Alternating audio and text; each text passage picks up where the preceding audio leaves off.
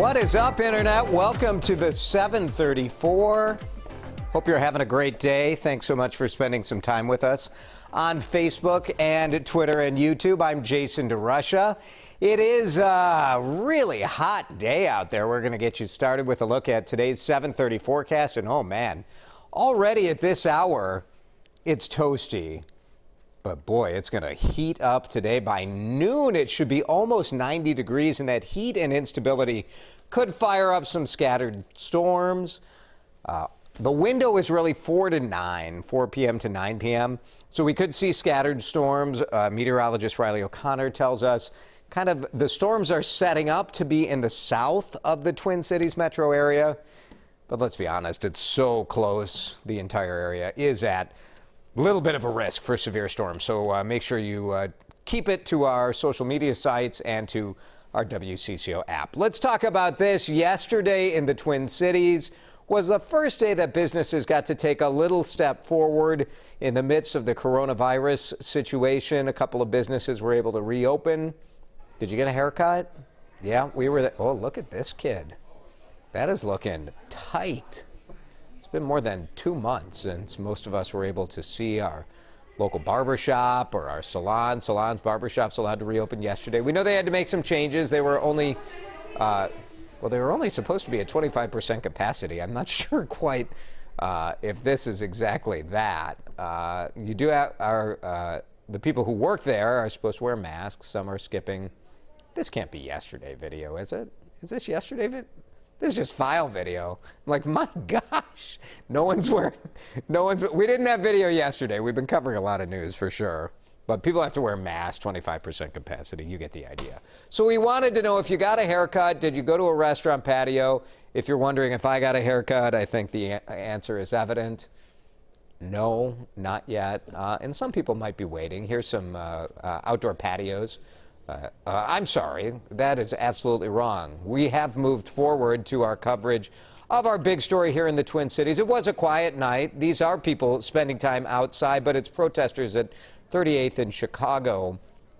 They are at the site, keeping watch, really. People staying out all night to keep watch at 38th in Chicago. This has become sacred ground. It's the spot where George Floyd was killed more than a week ago, and this memorial has been so touching to watch people come together, have conversations, share moments, and last night there was one very powerful moment.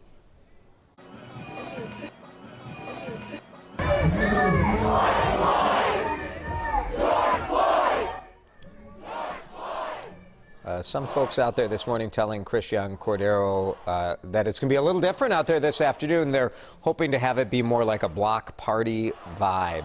So protests, voices raised, and a celebration of life. So we'll watch to cover that for sure. The curfew in Minneapolis and St. Paul did end at 4 this morning. Shorter hours for the curfew overnight, and it seemed to go fine. The curfew will go into effect again tonight at 10 p.m. Officials are taking a wait-and-see approach about whether they extend it, so we hope to find out today if we'll see more curfews going forward during the week.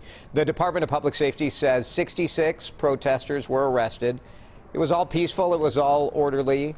It was part of the choice that people were making to protest, to have their voices raised, and also to be arrested. So they were arrested for breaking curfew overnight. Total arrests, it looks like shy of 100 when I was looking at the numbers this morning. Highways, they didn't shut them down last night. They're not going to shut them down tonight. Metro Transit still closed down, and this is something we're going to watch today as well. Will they open the buses and the trains for people to be able to get to work? So and to get to grocery stores. Parts of our town have had their grocery stores destroyed, so having buses back up and running would be a good thing. For the first time Monday, the Hennepin County Medical Examiner gave an official cause of death for George Floyd, and it was ruled a homicide. That updated report said that Floyd experienced a cardiopulmonary arrest. It was basically a heart attack while he was being restrained by law enforcement officers. So they're saying his heart went into arrest while he was being pinned down.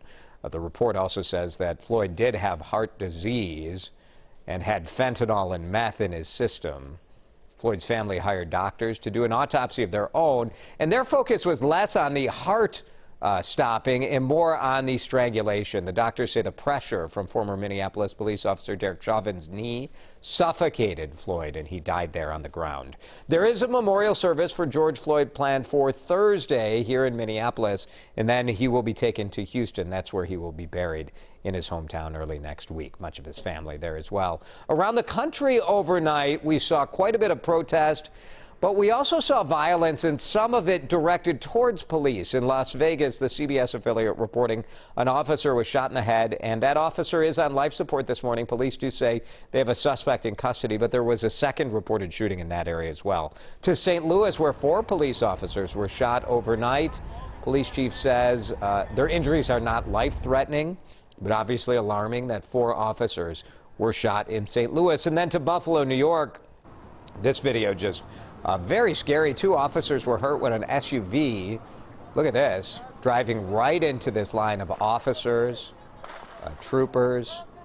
The suspects were stopped and they were arrested. New York City, more chaos on the streets. They had a curfew there last night, but cell phone video capturing a group of people who were, look at that, they just destroy that Verizon store and run in to steal cell phones. Many storefronts along 5th Avenue in New York were smashed in. High above the chaos, the Empire State Building went dark to honor the memory of George Floyd.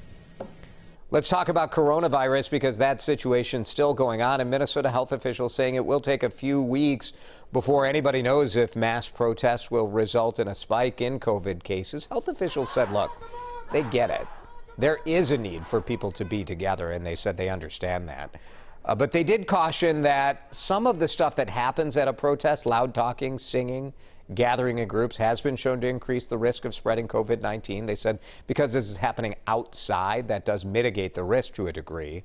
Health Department encouraged protesters to get tested for COVID, whether they have symptoms or not. So a good idea there. Try to make sure people take care of themselves, too. 10 more Minnesotans reported dead from COVID-19 since yesterday. Again, in a trend we've seen throughout this year in Minnesota, 8 of those people did live in long-term care facilities.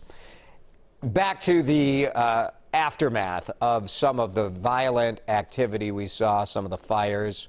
We are seeing a sign of unity rising from the ashes. When the rioting ended, these, oh, boy, just unrecognizable, right? These ruins, all that's left, boarded up businesses, blackened rubble. Lake Street is a huge corridor. This stretches throughout a 6-mile corridor of Lake Street in South Minneapolis.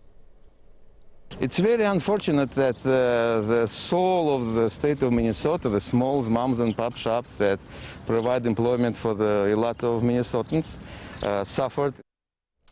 In just 5 days, thousands donated more than $2 million to rebuild the storefronts and reopen businesses.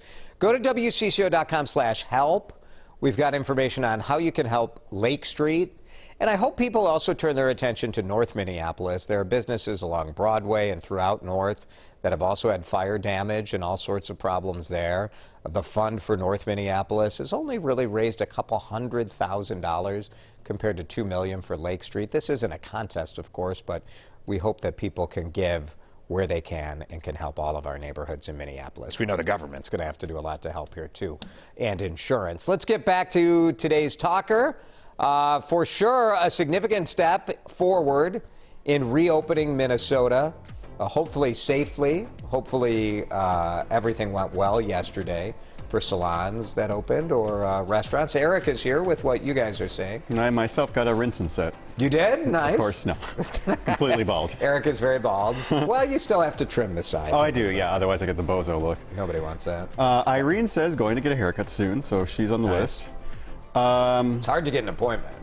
It is hard to get an appointment. Yeah. Kathleen said my husband cut all cleaned up after 5 months without a haircut. He missed getting one by 2 days in March. Oh, gosh. So just missed that cutoff. I had an appointment before, and then they changed the dates. This is video from yesterday, by the way. This is more of what it looked like in salons. So you see the mask on both the customer and the stylist there. Becca says, as soon as I can get my 3-year-old to tolerate a mask, I'm getting him in for a cut. Boy, I wondered about that. Younger kids, like I remember taking my kids to get their haircut when they were 4 and 5 and 3, and When they think it hurts to get your hair cut. Yes.